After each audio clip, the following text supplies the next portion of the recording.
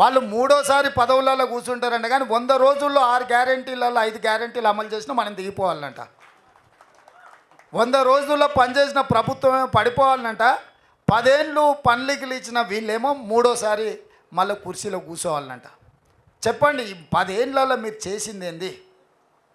100 రోజుల్లో మనం చేసింది ఏంది? నిన్నమన్నా నేను అన్న దూలం లెక్క పెరిగితే కాదు, దూడకున్న బుద్ధాన్ని ఉండాలని హరీష్ రావు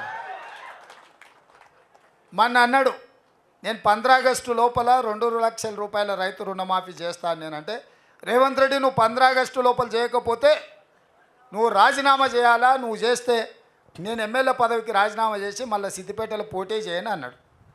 నేను ఆ సవాల్ను స్వీకరించి, మంచిది హరీష్ రావు గారు, నీ సిట్టి జేబులో పెట్టుకో రాజీనామాది, 15 ఆగస్టు తర్వాత సిద్దిపేటకు నీ శని వదులుతుంది,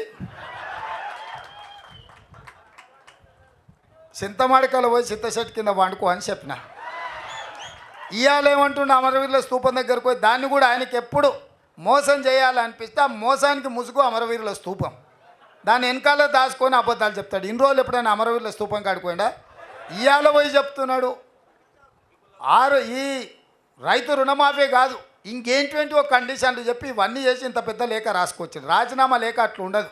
నాకు ఎవరో చూపించారు, మొత్తం సీసపత్యం రాసిండు అందులో, వాళ్ళ మామ చెప్పిందంతా.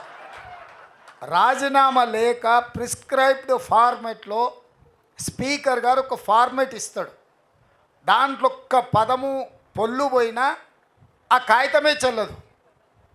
మళ్ళీ ఈయన సీసపద్యం అంతా రాసుకోవచ్చండి. సీసపద్యం రాజీనామా పత్రం చెల్తుందా? పెద్ద తెలివి అనుకుంటుండే ఆయన.